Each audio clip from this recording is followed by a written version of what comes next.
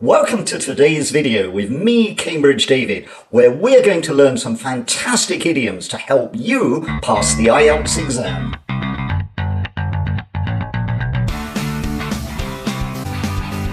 Now, idioms are a really important part of the IELTS speaking test. If you take a look at the band descriptor, you'll see that for lexical results, to get a band 7 or above, you need to use less common or idiomatic vocabulary. So these can really help you to increase your score. Let's take a look at some great idioms that you can use in your exam. Here's idiom number 1. Very often you are asked whether you think something is likely to happen in the future. For example, do you think you will travel more in the future?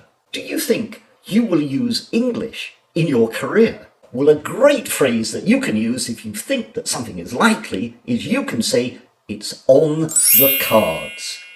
It's on the cards. And that means that you think something's likely to happen. So, do you think you will travel more in the future? Well, it's on the cards because I've just bought a new car, so I'm going to use it much more. Or maybe I've been accepted to a university in the UK, so it's on the cards that I will travel more. Or how about, do you think you will move home in the future? It's on the cards. My home at the moment is very small, and when I start work, I'll probably be able to afford a larger home.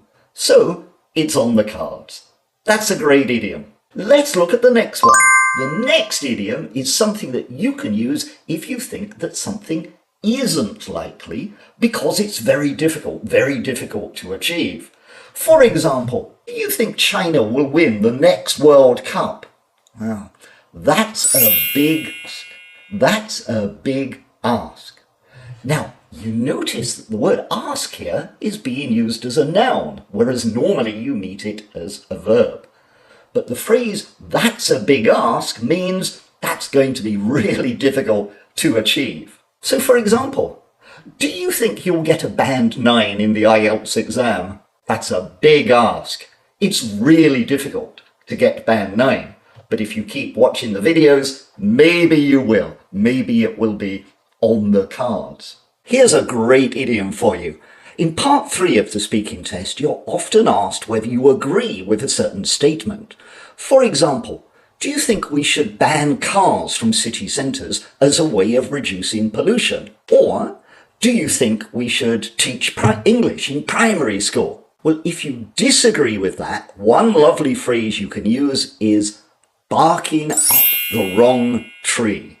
Barking up the wrong tree. Now, barking, of course, is the sound that a dog makes. Well, that's barking. So if you're barking up the wrong tree, you can imagine the dog is looking for the cat, but it's barking up the wrong tree. In other words, going in the wrong direction. It's not taking the right action to solve the problem. So, for example, if the question was, do you think we should ban cars from city centres?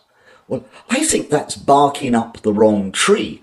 The problem can be solved by increasing public transport, for example, or building more car parks. That would solve the problem. Or, do you think English should be compulsory in primary school? Well, if you're trying to improve the quality of English, I think that's barking up the wrong tree.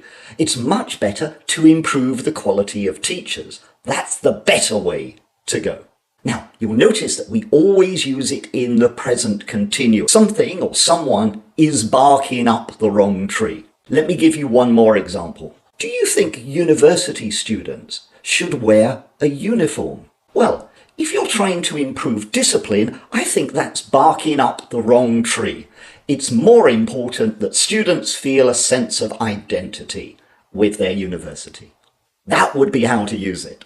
So, barking up the wrong tree is a great idiom for the IELTS exam. Thank you for joining me today, and I look forward to seeing you on another video soon with me, Cambridge David.